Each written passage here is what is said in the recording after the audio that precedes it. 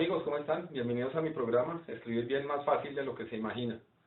En la presentación del programa, el programa que estoy haciendo, les había comentado que les iba a hablar de la creación del español, ¿no? Cómo se gestó el español, o sea, cómo llegamos al punto en que yo les hablo y ustedes me entienden y viceversa, alguien me habla y me entiende. ¿Por qué entendemos español?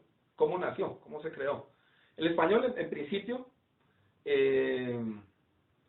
no nació en una fecha exacta, eso no pasa, no pasa con ningún idioma. Digamos que en la península ibérica, que es donde se creó el español, bueno, voy a hacer un resumen y me voy a centrar puntualmente en cómo se creó el español. El tema es interesantísimo, o sea, ver las otras culturas, cómo afectaron la cultura de los pueblos que habitaban ahí, de los aborígenes que estaban ahí, cómo se fue gestando a través de los siglos. Es una historia maravillosa, pero no tiene sentido. Esto es de español y no de historia, pues como tal. En la península ibérica existían unas tribus aborígenes, unos aborígenes que eran básicamente los íberos, que los íberos venían del Báltico. Esto hace, quién sabe hace cuánto, muchísimo tiempo. Estaban los tartesios. Con los tartesios hay que tener un poquito de cuidado. Yo no he entendido muy bien, porque desde que he leído esto siempre he tenido como una confusión. No sé si yo lo entienda bien pero bueno, hay una confusión. Tengo una confusión con los tartesios, pero cuando estudio esto, pues aparecen los tartesios, investiguen ustedes también. Y estaban también los vascos. Les recomiendo una cosa de los vascos, y es que lean de los vascos. Es un pueblo increíble. La verdad es la cosa más maravillosa, yo creo, para mí. Yo creo que es el pueblo más interesante que hay en la historia de la humanidad. Tienen, la sangre de ellos es diferente a la de nosotros. Su cultura, la forma en que ven el mundo, o como veían el mundo en esa época, era muy diferente a como lo veían los demás. Bueno, era una cosa absolutamente increíble. Te recomiendo que lean acerca de los vascos, es impresionante. Bueno, y los vascos, que aparentemente, que esto es parte también de lo interesante, llegaron como a la parte norte noreste de la península ibérica. Y parece que en las glaciaciones, o sea, en las glaciaciones, hay muchas versiones, pero a mí la que me encanta es cuando las glaciaciones estaban muy fuertes, el hombre de Cromañón bajó y se instaló allá, y los vascos son como el hombre de Cromañón. Por eso es que tienen pues tantas diferencias con nosotros, ¿no? Ciertas diferencias genéticas, que es lo más interesante. Y empezó a llegar gente. Eso empezó a llegar un poco tononón de gente de todos lados, o sea, una locura. Yo no me imagino cómo sería esa vaina, pero no llegaron de una, sino a través del tiempo. Entonces, digamos, los primeros que llegaron fueron los fenicios. Bueno, para explicar mejor esto, yo hice un mapa, ¿no? Este es el mapa, obra cartográfica, pero de alta factura, indudablemente. Entonces les voy a dar toda la explicación con este mapa. Nos vamos a situar 1100 años antes de Cristo. Estaban, ya les conté quiénes estaban por acá y en esta zona: los vascos, los íberos y los tartesios. Estaban en esta zona. Por acá están los fenicios, ¿no? Por acá queda Israel, bueno, lo que sea. Ellos tienen unas zonas por acá con árboles, y unas zonas muy fértiles, unos árboles buenísimos, una madera muy buena. Hicieron sus botes, sus barcos, y dijeron, bueno, nos vamos a aventurar por ahí. Arrancaron desde acá, desde el Líbano, y fueron andando. Anduvieron por acá, y toda esta cosa. Yo no sé, pues me imagino que habrán parado como por acá. Llegaron acá, se hicieron en... Espera que aquí me falta algo. Acá, es que tengo acá una pequeña falla. Esto es Italia. Aquí me faltó Sicilia. Sicilia es como por acá, ¿no? Es más o menos esto. Bueno, realmente pues esta obra cartográfica está yendo más como hacia el lado una obra de arte, ¿no? Digamos que es una obra de arte geográfica, más que todo. Y bueno, aquí África está un poquito salida.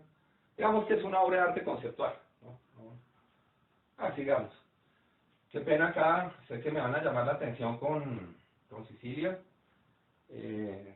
Salva, perdóneme que se me olvidó Sicilia. Un saludo, Salvatore Casandro, yo sé que me va a llamar la atención. Llegaron, saludos, Salva. Llegaron acá pararon en Sicilia y llegaron, siguieron. Yo no sé cuántos habrán tardado, yo no sé qué distancia hay de aquí a acá, pero eso puede ser 3.000 kilómetros fácilmente, ¿no? Eso es unas distancias impresionantes. Se instalaron acá los fenicios. ¿Qué hicieron los fenicios? Digamos que, esta vaina ya no escribe, bueno, los fenicios no dejaron, digamos, algo, o sea, no generaron un impacto. Los fenicios llegaron a comercializar, vieron esto, lo otro, y se fueron, y después sí se instalaron y aparecieron los artesios. Eso es lo que a mí no me gusta. Pero. Una cosa increíble, y es que los fenicios le pusieron a España, la llamaron Hispan, Hispan-an. Es que no sé cómo, no sé hablar fenicio, la verdad, pero es como Hispan-an, como algo así. Es que no lo sé pronunciar. ¿Sí le suena eso? Como Hispan-an. Pues sí, España. ¿Qué quiere decir España? España quiere decir tierra repleta de conejos. O sea, eso estaba como que forrado de conejos, pero era una cosa impresionante, ¿no? A mí nadie me lo dijo, pero yo creo que era así porque no he hablado nunca con un fenicio de esa vaina. Pero eso era repleto de conejos, ¿no? Pero con el tiempo empezaron a llegar, los fenicios, después llegaron los griegos. Con los griegos quiero hacer una salvedad en este momento. Los griegos también llegaron por mar, ¿no? Los griegos salieron de acá y ellos iban como picando, y también se instalaron como por esta zona. Ojo con esto. Los griegos no aportaron nada tampoco en la parte del idioma del español. En ese momento no. O que el latín, que eso no. Eso viene más adelante. Digamos que fue de forma indirecta, pero directa, no pasó nada. Llegaron también los cartagineses. Los cartagineses, ellos están acá en esta zona. Voy a borrar, digamos que ya tienen ustedes como una idea de lo que pasó acá. Voy a borrar acá un poquitín todo esto porque si no se nos vuelve acá esto los saludo aquí a Salva, no le voy a borrar a Palermo ni mucho menos, no se preocupe. Si me acuerdo de alguien, le mando un saludo por acá, gente maravillosa, tengo unos amigos muy buenos, la verdad, los quiero muchísimo, a todos, a todas. Entonces los cartagineses salieron por acá como de Túnez, sí, eso es Túnez ahorita, como Túnez. Y salieron y se instalaron por acá, ¿no? 7 siglos antes de Cristo, es decir, pasaron como 4 siglos, los griegos, ¿no? Como les expliqué ahorita, Ahora, el aporte de los griegos, bueno, ya yo les había comentado eso. Ahora les voy a decir de dónde sale el nombre de la península ibérica.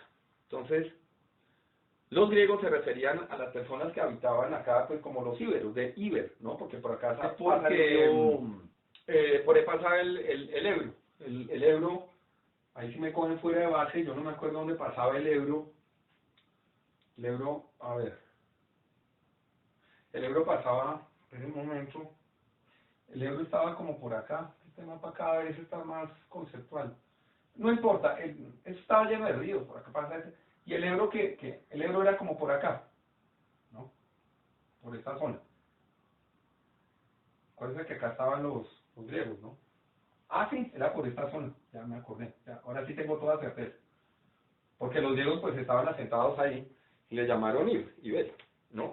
Increíble de dónde salen los nombres, ¿no? Es una maravilla. La primera vez que supe lo de Iberia y lo de los conejos, tierra llena de conejos, que es España, pues, por decirlo, a mí eso me pareció la cosa más desquiciada del mundo, o sea, una maravilla, ¿no? Eh,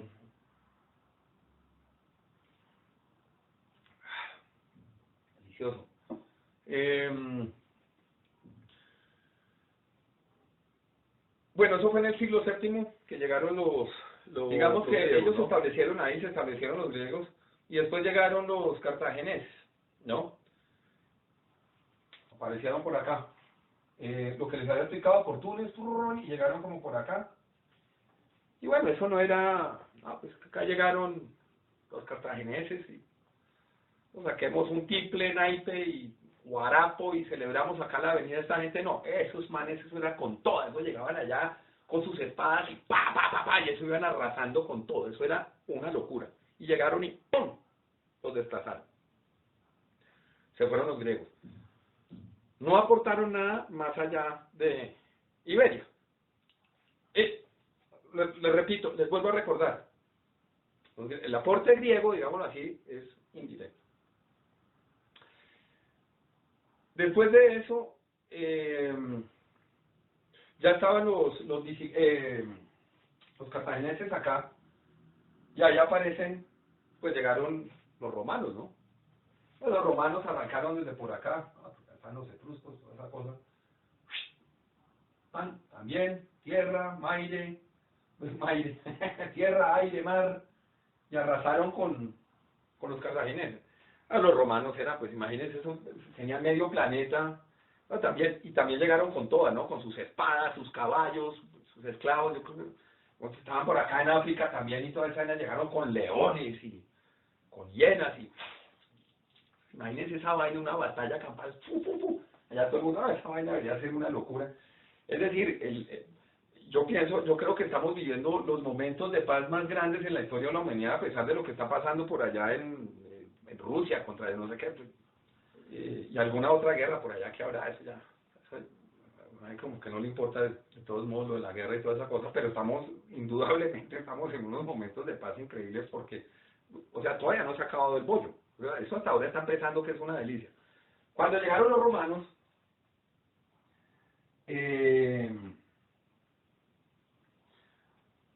ya trajeron lo que era el latín.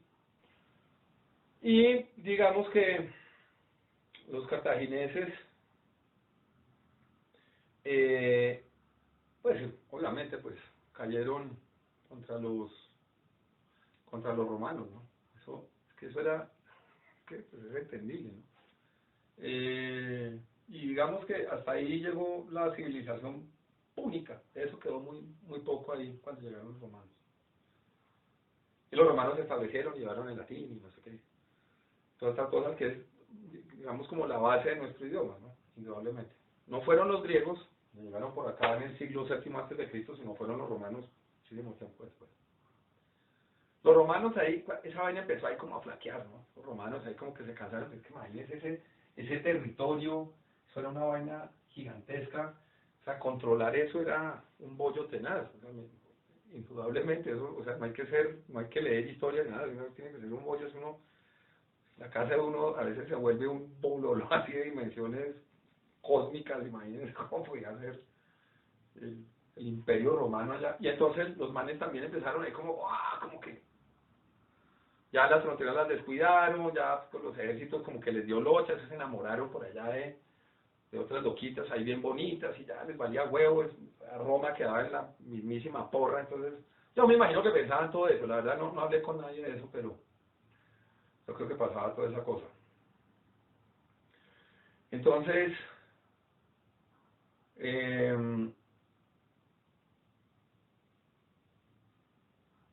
ya cuando el Imperio Romano empezó a decaer, llegaron los guapos. Esos sí venían con toda, ¿no? Llegaron los visigodos. Los visigodos llegaron por acá. Y esto es Francia, ¿no? Los visigodos, de acá llegaron los visigodos, los visi. No me quedó una flecha acá. Acá llegaron los visigodos. Los visigodos son, digamos, como tribus, son un pueblo, o son tribus germánicas que estaban ahí como repartidas y se unieron y llegaron y bajaron, y esos locos llegaron con toda. Y cogieron a esos romanos y les dieron con toda. Los visigodos estuvieron ahí como más o menos 3 o 4 siglos. Se establecieron, nos dejaron palabras, unas palabras importantísimas, como por ejemplo, guerra, si yo recuerde guerra, tortura, yelmo, bueno, imagínense, son esas las que recuerdo. Hay otra palabra muy importante que dejaron los visigodos, que era brindis. Sí, señor. Saludcita. Salud para todos ustedes, de verdad. Les lanzo un besito y un abrazo muy grande, de verdad. Les agradezco mucho que me sigan, brindemos por eso. Brindis.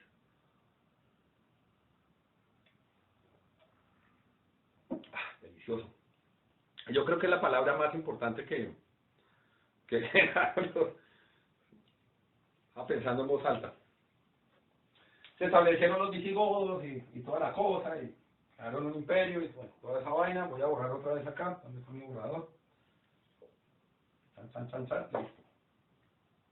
Acá otra vez Italia, la tierra de mi querido Salva. Ya los visigodos, acuérdense que estaban los visigodos y toda esa vaina. Y llegaron los visigodos, que eso eran unos guerreros, la cosa más impresionante, y ya tenían como una solidez, pues ya, digamos, yo digo solidez de una cultura, es cuando sí afectan la comunicación, es decir, el idioma. Para mí eso es como una solidez, como una cultura empapa a la otra de cualquier manera, es con el idioma, indudablemente, ¿no? Pues acá antes hablábamos quechua y hablábamos un poco de cosas, llegaron los españoles, conquistaron Sudamérica y pues estamos hablando español, indudablemente. Y después aparecieron los árabes. Digamos, no eran los árabes como tal, perdón, eran los moros, ¿no? Los moros, se me fue, ya me acuerdo, los moros, así se referían los griegos a los que habitaban la zona norte de África. Esto es África. Y los moros llegaron por acá. Moros eran como tribu árabe también, digámoslo así, no vamos a poner. Llegaron acá, este es el estrecho de Gibraltar. ¿Sí? El estrecho de Gibraltar es una vaina, o sea, es un estrecho chiquitico. A ver, les cuento una historia increíble. Bueno, es increíble, pero es una historia, es una anécdota. Yo tenía una novia acá, en esta parte de Marruecos, y yo vivía acá. Y yo lo que hacía era que me iba nadando desde España hasta Marruecos todos los días a visitar a mi novia. Entonces desayunaba en vacaciones, ¿no? Desayunaba, echaba nado, almorzaba y me venía nadando, todo nadando, y llegaba a cenar acá. Por eso les digo, la estrechez del estrecho de Gibraltar. Mentiras, la pura carreta, es que me voy a poner a nadar y a tener novios por allá lejos. Ahora la necesito por ahí cerquita. Y entonces voy a borrar esta vaina, aquí está el borrador, voy a borrar esta vaina acá, el estrecho de Gibraltar, yo no sé, la verdad no recuerdo, pero digamos que yo calculo que el estrecho de Gibraltar puede tener unos, no sé, 15 kilómetros, 14, es una vaina chiquitica. Entonces, claro, imagínense, 14 kilómetros, ustedes botes, si yo me los nadaba, o sea, yo los nadaba a visitar a la novia, pues son locos que eran unos magos, pues, entraron por acá. Hay una cosa muy importante, cuando llegaron a la tierra donde habitan muchos conejos, primero llegaron 1000 y la segunda tanda fueron 5000 y empezaron a llegar, pero con toda. ¿Ya viene qué pasó? ¿Verdad que, venga, ya están llegando los moros, venga aquí los invitamos a tinto, venga hacemos un brindis? No, vaina no pasó. Entonces llegaron con toda y sacaron sus espadas, no sé qué, pum, pum, eso era sangre por todos lados, no sé qué, porque eso era así. Eso era una conquista, eso no era que venga acá, voy a invitar aquí a mi vecina a bailar, y no, y se dieron durísimo todos. Y se establecieron y se metieron, miren esta corridez, se metieron por toda esta parte. todo esto lo cogieron, todo. ¿Sí? Y ahí se gestó el idioma más los árabes.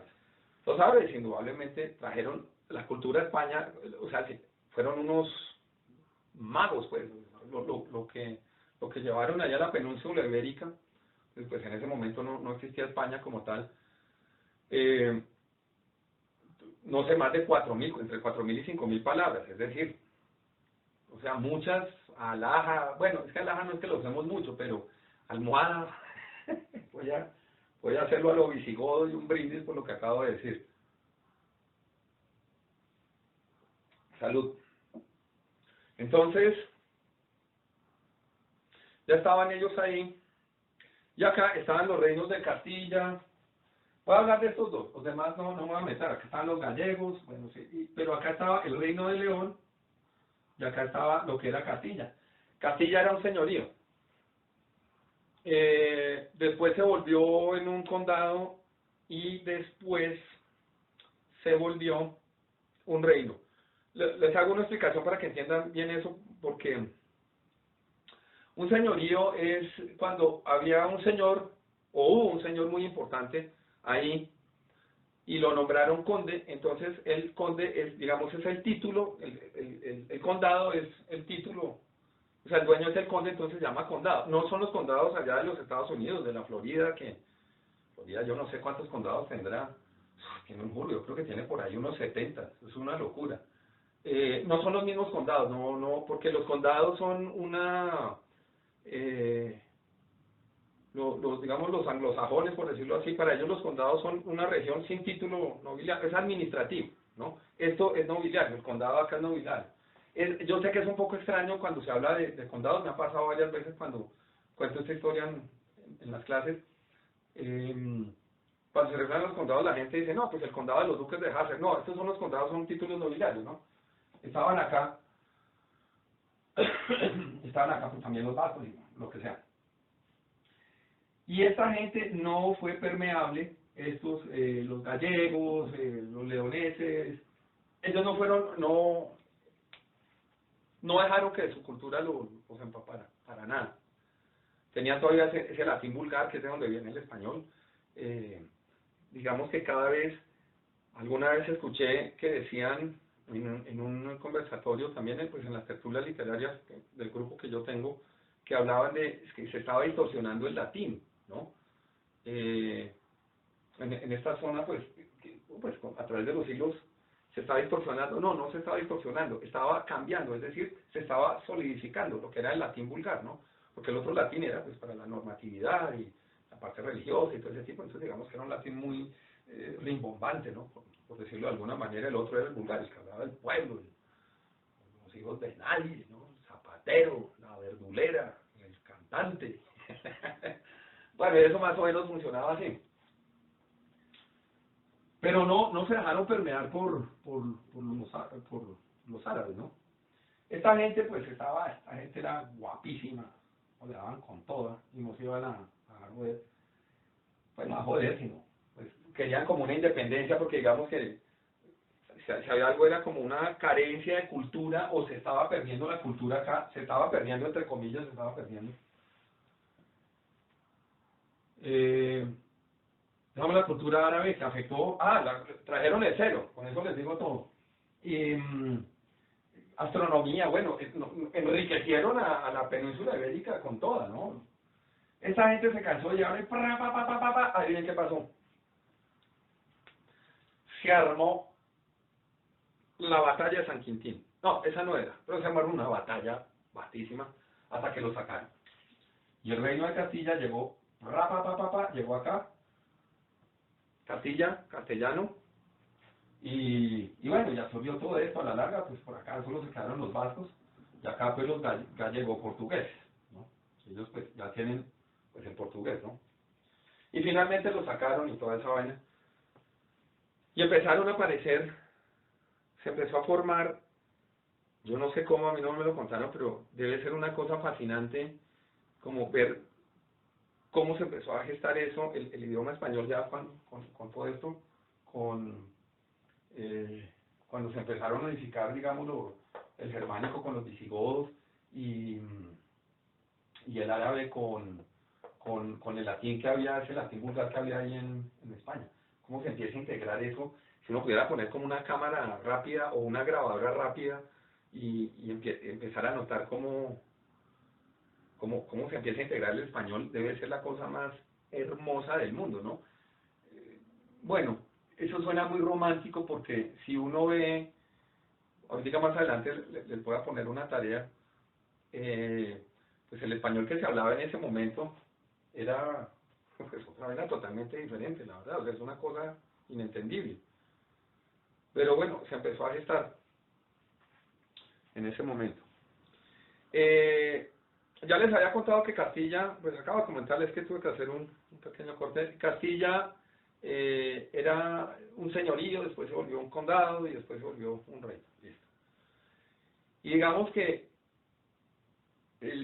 a ver cómo lo explico, a ver yo qué hago para explicar eso. Digamos que el testimonio, sí, digamos que un testimonio fehaciente pues de dónde empezó el español es con unos textos que se encontraron en el monasterio de Valpuesta. Digamos que el testimonio escrito de lo que vendría a ser el castellano son dos pergaminos escritos, ¿no? Uno es el cartulario de Valpuesta, ¿sí? Eso es como el siglo X más o menos, siglo IX, no recuerdo bien la verdad, pero digamos que está, pues eso duró como 1500 años en desarrollarse, pues por un siglo, espero que no me llamen la atención. El cartulario de la Valpuesta era un documento de servicios funerarios, más o menos. O sea, yo lo leí, pues lo leí, eso está en PDF, en Google está, lo pueden buscar, están las fotos, es una cosa, es una belleza, la verdad, es increíble. O sea, lo que yo destaco es el oficio de esa gente para escribir eso tan perfecto, es una cosa, parecían un computador, es una cosa impresionante, es una belleza. Y eran unos servicios funerarios. Pues cuando yo lo leí, pues la verdad no entendí nada. Yo me imagino que diría que a la familia tal me debe 50 pesos, bueno, no me debe plata, pero vamos a enterrar a fulano, vamos a enterrar a sutano, la familia no sé qué, ¿no? Y en esa época ellos se morían. O sea, eso era una vaina casi que de manera industrial. Entonces digamos que bueno, encontrar, lo digo yo, esa asociación del primer texto de lo que después sería el castellano, que ya cumplía, digamos, como con la forma de lo que es el castellano, o con el castellano, pues como con servicios funerarios y como con la muerte, como que no. No, pues, tenaz. Y el otro sí me encanta. Eso es una cosa, yo recuerdo hace muchos años cuando empecé pues a estudiar español, hace ya varios años, hace más de 30 años, y encontré eso en un libro, era la Noticia de Quesos, porque la Noticia de Quesos es un documento, es absolutamente increíble, es un documento de unos quesos que vendían. O sea en un monasterio, un monje Jimeno, llamado Jimeno, eso fue en el monasterio de Rosuela, listo. Sí, que eso es por León, y como por acá. Uy, tengo una sombra ahí tenaz, pero bueno, me van a perdonar. Vamos a hacer unos arreglos ahorita más tarde para que estos videos queden más chéveres. La noticia de quesos era no era un documento, pero era un inventario de los quesos que vendía el padre Jimeno. Entonces eran 5 quesos para fulano, 3 quesos para sultano, 3 quesos para mengano. Cuando yo leí el texto, pues lo que les comenté ahorita, yo quedé bueno, maravillado con eso, porque ese es como digamos, es el primer texto que tiene las condiciones ya en un castellano estructurado, ¿no? Con el manejo de las comas, como un primer alcance sintáctico del idioma del castellano. Esos fueron los primeros, claro, siempre van a encontrar, siempre va a salir alguien, no, que el primero fue no sé dónde, que el primero fue el otro. Mira, yo no he puesto a investigar eso, pero eso es lo que dicen, o sea, en todos los libros sale eso. Bueno, Les recomiendo la tarea que les dejo es miren esa vaina en internet, búsquenla. La de los quesos y el que les dije ahorita con anterioridad, el cartulario de Valpuesta. Vale la pena leer esos dos, ¿no? No se entienden muy bien, bueno, el de quesos más o menos se entiende porque pues ya sabiendo que son quesos así con K. Una locura. Listo. Ahora, tiempo después, ya hubo un documento ya, un texto, pues, un documento que sí tenía todas las características de lo que es el español ahora. Eso era en castellano, ¿no? Pues que era un poco diferente, era todavía una lengua, digamos, con una tendencia a romance aún, pero ya se habla de castellano que ya estaba estructurado, ¿no? Digamos que es el momento más importante, más duro del español. Porque allá se crea la figura sintáctica como es, digamos, todas las figuras sintácticas, los tiempos verbales, bueno, absolutamente todo ya queda condensado en ese texto, ¿no? Que son las glosas milanenses. Esas se las encontraron en el monasterio de Millán de Cogolla, no recuerdo el nombre, les queda de tarea, lo que a mí se me olvide, que se me van esos nombres, nunca puedo con ese nombre, pero ténganlo ahí claro. Entonces, ¿qué es lo que tiene eso? Pues digamos que es por las glosas milanenses que hoy estamos hablando español, como tal, pues sí, con todo esto que había pasado, con todo lo que pasó acá, que llegaron por acá, que así se empezó a estar, pero ya en ese momento, con las glosas milanenses, ya empieza a haber una estructura sintáctica que va a ser, digamos, pues no es la directriz, esa no es la directriz, pero ya queda condensado el castellano como tal, ¿sí? Lo que vendría a ser el español, ¿no? Digamos que sí, pues puede ser como un texto primitivo, ¿no? Pero ya presentaba los parámetros sintácticos, ¿no? De lo que era la escritura, ya tiene toda la parte gramatical, y tiene, digamos, todos los niveles lingüísticos, ¿no? Que es digamos, los niveles lingüísticos son los que determinan una lengua. Eso, cuando tiene todos esos niveles, ya determinan un idioma como ya listo, como se ha creado, ya se creó un idioma. Búsquenlo, las glosas milanenses, ¿no? El tema es muy bonito, ¿no? Porque, por ejemplo, el primer documento de la lengua italiana, o sea, que cumplía, digamos que ya tenía todos los parámetros lingüísticos, es un documento, es un juicio, es un documento jurídico. Entonces yo me imagino allá los italianos que son, perdón, maravilla. Y el inglés, en inglés, el primer documento era un documento comercial, más o menos como un acuerdo comercial, era. No lo he leído, la verdad, no lo he leído. Y las glosas milanenses son religiosas realmente, pero son bien bonitas. A mí me gustó mucho la forma en que, como está estructurado lo que dicen, es una cosa muy bonita. O sea, digamos que es que cualquier documento que sea el primero de la lengua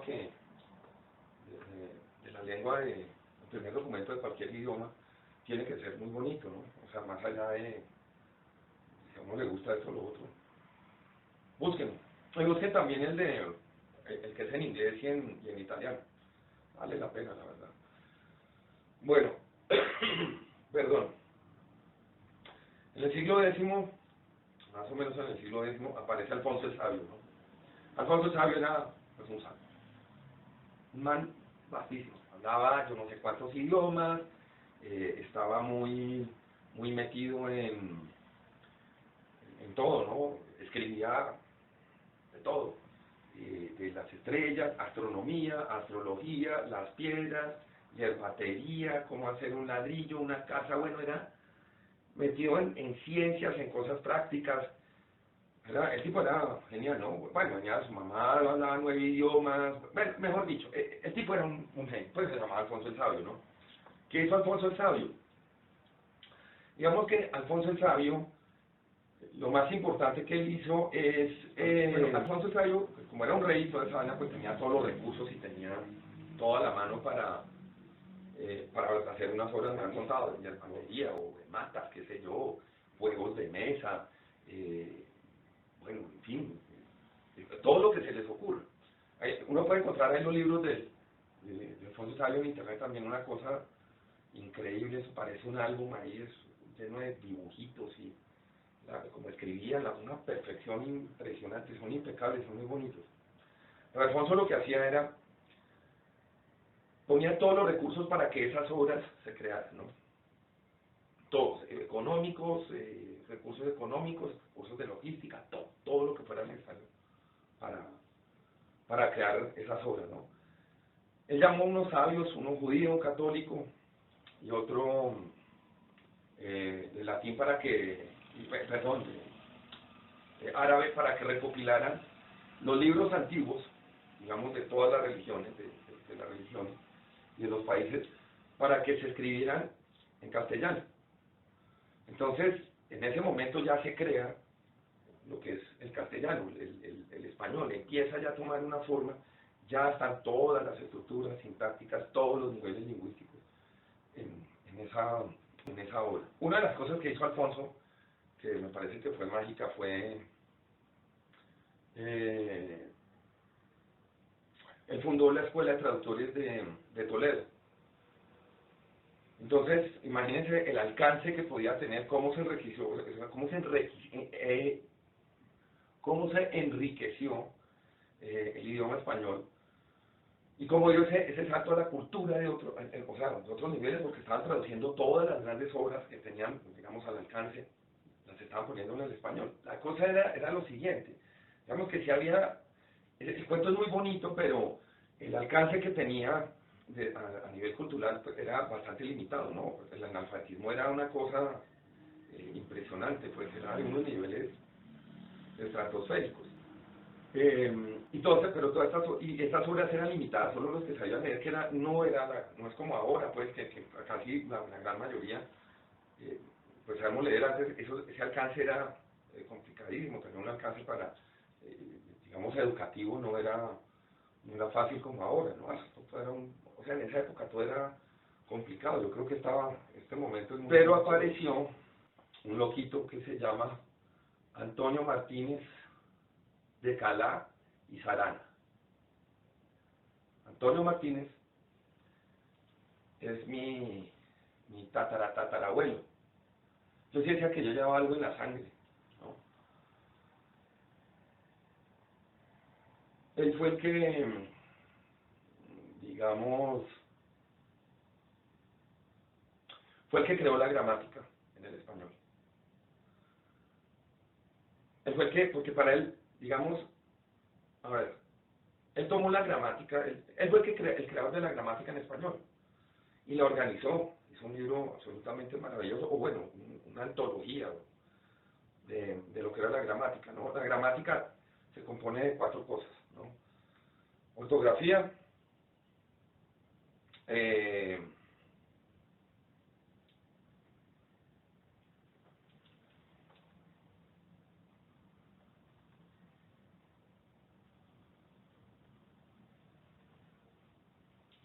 entonces Antonio Nebrija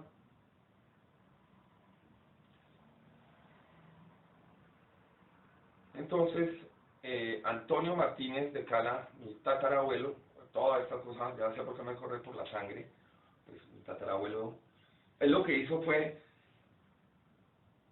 creó la gramática, o sea, estructuró toda la parte gramatical. ¿Por qué lo hizo? Eso no fue como gratis, es porque él, y bueno, y tiene toda la razón, ¿no? Él decía que la gramática era la madre de todas las ciencias.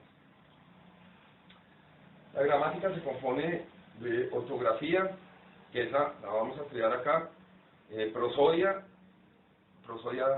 no tanto, sintaxis. En el panorama aparece, digamos, la persona más importante para el español, ¿no? Que es Antonio Martínez de Cala y Sarana.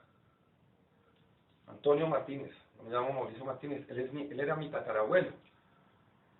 Yo, pues, obvio, me corría a mí por la sangre y decía, ¿De dónde vendrá esa carga genética para que a mí me guste tanto el español? Porque a mí me encanta, la verdad, me encanta muchísimo.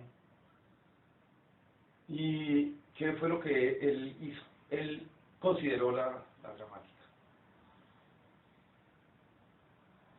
Él consideró que la gramática era la madre de todas las ciencias, que era muy importante, o sea, que era la madre de todas las ciencias. Y en realidad él no se equivocó con eso, porque de alguna manera sí lo es, ¿no? Si ustedes se ponen a ver, para que uno lo entienda tiene que existir la gramática. Les tengo que contar qué es la gramática, anoten por ahí. La gramática se compone de lo siguiente: ortografía, sí, la ortografía, cómo se escriben las palabras, la prosodia, que es cómo se pronuncian y se acentúan las palabras, la etimología, que es de dónde vienen las palabras, y la sintaxis, que es cómo se organizan esas palabras para que haya una comunicación. Aquí en el curso nos vamos a centrar solamente en ortografía y sintaxis, ¿no? Lo que es prosodia y etimología. De pronto de etimología vemos algo, de prosodia no mucho, porque yo tampoco es que tenga una prosodia excepcional. Entonces, o sea, mejor dicho, la prosodia, pues, en tal caso la vemos, pero en acentuación, ¿no? No, pues que no es prosodia porque es pronunciar, eso lo vemos más en ortografía y de pronto en la parte de la morfología, ¿no? También del idioma. Y eso también lo vamos a ver, que es una cosa muy interesante y muy oportuna para el curso. Antonio Martínez de Cala y Sarana es realmente Antonio Nebrija, que fue el que inventó la gramática. Cuando yo oí que era Antonio Martínez de Cala y Sarana, dicen que se llamaba así, pero este loco, se me olvidó el nombre de este loquito, tenía el libro de la acá, Antonio Baños, creo que es, que después se lo como grandes ligas de todo eso, comentó que eso era comentó. Dijo, no, eso es mentira, ese loco no se llama así, se llama Antonio Nebrija, ¿no? Entonces, a mí me da una tristeza, bueno, no una tristeza, pero quedé un poco loco con eso. O sea, Antonio Nebrija el que se le inventó, ¿no? Voy a borrar aquí este mapa. ¿Qué fue lo importante que hizo Nebrija? Nebrija lo que hizo fue que consideró los componentes de la oración, que la oración, pues, es, cuando uno escribe oraciones, sí, yo puedo escribir una letra, una palabra, pero no, suspicacias acá no quiero ni nada de eso. Cuando uno escribe algo, lo que está haciendo es una oración. Si yo escribo acá la palabra casa, ¿no? Pues sí, eso me está diciendo, es una casa, es un sustantivo, pero eso no me indica nada. Pero si yo digo, por ejemplo, no sé, digamos, ven, amore mío, a mi casa.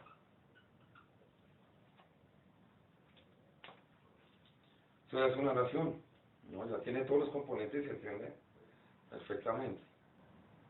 Y lo que hizo él fue, digamos, estructurar lo que eran las partes de la oración. Bueno, entonces, lo que hizo Nebrija fue, digamos, estructurar la oración, ¿no? Como que ya, como quedó esta y él más o menos hizo lo siguiente. Bueno, hizo lo siguiente más o menos. Para que haya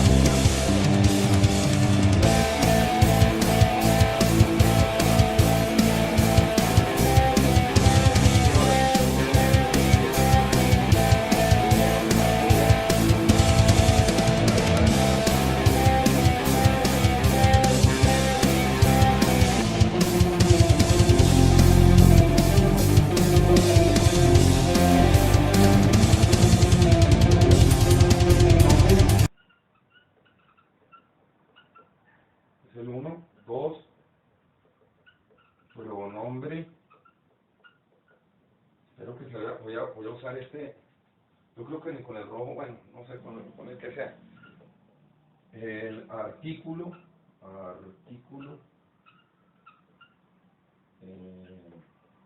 verbo, esto es verbo es lo más importante que tiene un texto, pues, indudablemente. Participio, preposición, está el participio. Un segundito. Esto ya está un poco flamenco. Pues, qué pena. Acá problemas de logística, pues eso no se preocupe. Cosas que pasan. Preposición. Adverbio. Si están ahí, me falta una. Y la conjunción. Conjunción. ¿Cierto? Y después en unas notas él añade otras dos, ¿no? Que es el nombre participal infinitivo.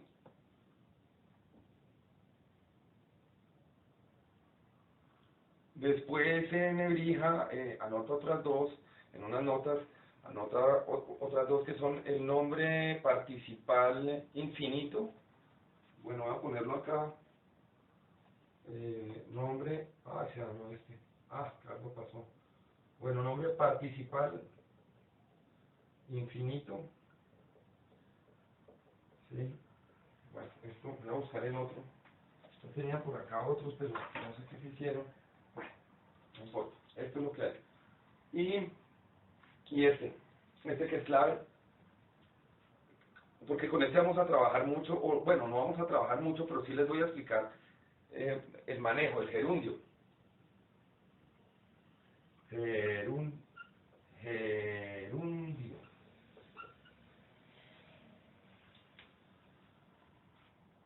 Esta es una de las cosas que importantísimas. Yo les voy a enseñar muy bien el manejo de los gerundios, porque, digamos, bueno, no lo voy a decir, lo voy a decir de esta manera, pero va a sonar un poquito prepotente, pero el manejo de los gerundios es una cosa, es fatal en todo sentido.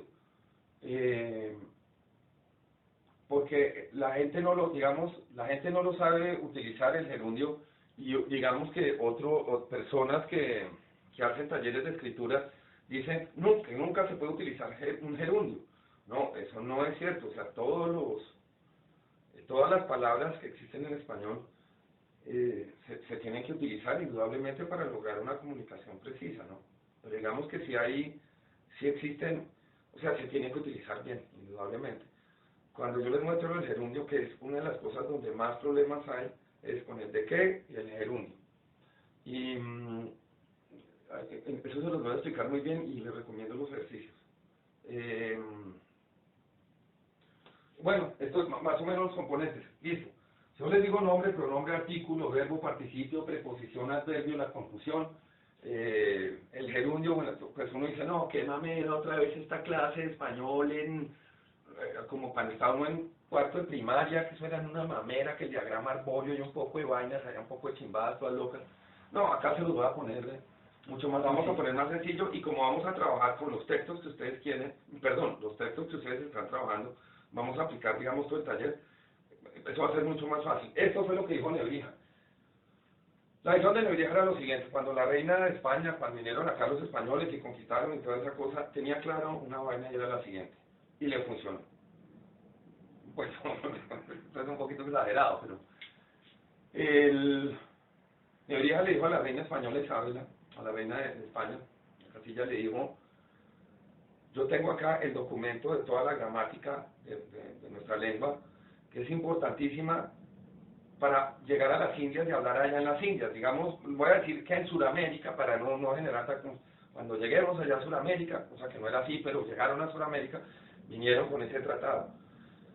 Y digamos que ya tenían una solidez para empezar a meter el idioma. ¿Cuándo conquista uno un pueblo? Sí, uno lo conquista con espadas y como hacían los visigodos. Ya borré el mapa, los visigodos. Pues gente que se la pasaban ahí dándose cocas para conquistar un país y todo eso, un continente, sí, un sector de un continente. También pasó aquí en España, ¿no? Pues también llegaron y nos dieron ahí con todo, lo que sea. Pero sí tenía claro Nebrija, de pronto, de manera muy romántica, que con eso se iba a lograr una conquista. ¿Cuándo conquista uno un territorio? Cuando ya alguien impone el idioma, indudablemente. ¿Por qué no se conquistaron, volver la pita, por qué no se conquistaron ni León, ni Castilla, ni allá arriba ya los gallego-portugueses? Pues porque no pudieron meter el idioma. Es así de sencillo. Y es una apreciación muy bonita.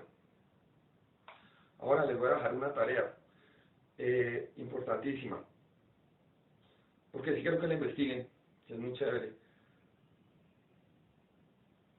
Se creó el diccionario. ¿Quién lo creó? ¿Quién hizo el primer diccionario? ¿Y quién hizo? ¿Y cómo fue? La historia es muy bonita. Les cuento, el diccionario se hizo muchísimo tiempo después, o sea, eso fue casi 200 años después, y eso era un bollo tenaz, pero tenaz. Pero lean la historia del diccionario. No fue el primer diccionario, creo que el primer diccionario fueron, me imagino, para los sumerios 600 años antes de Cristo, porque pues, esos locos eran de un voltaje tenaz, se iban con todas allá a hacer sus vainas y toda esa cosa. Eso fue como 1600 y pico, averigüen, porque el diccionario es clave y esa es la herramienta fundamental. Para nosotros los que escribimos, como para ustedes que también escriben, el diccionario es una cosa maravillosa. Yo tengo acá, por ejemplo, yo tengo a la mano siempre un diccionario, ¿no? Bueno, este no es un diccionario, pero por ejemplo, tengo este, que es el nuevo Larousse, que lo tengo, no sé, como el del año 78, que se veían en el colegio, para que uno leyera esta vaina. Bueno, aquí no encuentro nada, pues no puedo leer nada, pero bueno, con un diccionario aquí ya queda uno listo, ¿no? Acá tengo otro, este es,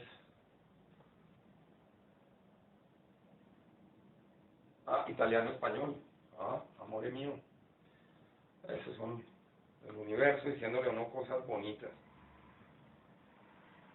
No, tampoco entiendo nada. Bueno, no hay un diccionario con letra para nosotros los viejos. Sí, con una letra generosa. También hay 50.000 diccionarios, todos son muy buenos. Hay unos diccionarios ya especializados, diccionario histórico, diccionario yo creo que tengo por acá otro. Aquí tengo otro. Este me encanta, este no tengo dónde poner nada. Este es un diccionario enciclopédico ilustrado, es bien bonito, me encanta. No, es eso. No, esta vaina huele a solemnidad. Es muy bonito, no es una vaina muy fina, digámoslo. No, sí. Bueno, no es que sea, eso no importa, ¿no? Pues uno le coge cariño con este tipo de cosas.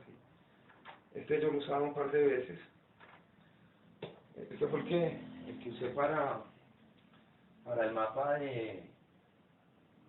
para la obra cartográfica. Bueno, queridísimos amigos y deliciosas amigas, busquen las losas emilanenses, lo de los quesos, busquen toda esa vaina en internet, miren la obra, es muy bonita, traten de leerla, es muy interesante cuando uno empieza a leer esas obras, es una cosa muy bonita. Y bueno, queridísimos amigos, deliciosas amigas, ¿qué les digo? Muchísimas gracias por haber asistido al taller. Espero que les haya gustado mucho este programa, ¿no? Que era el español, importantísimo para saber para dónde vamos y de dónde venimos, es indudable. La próxima clase voy a hablar de la palabra, la próxima clase voy a hablar de la letra, la palabra, y ya digamos que la frase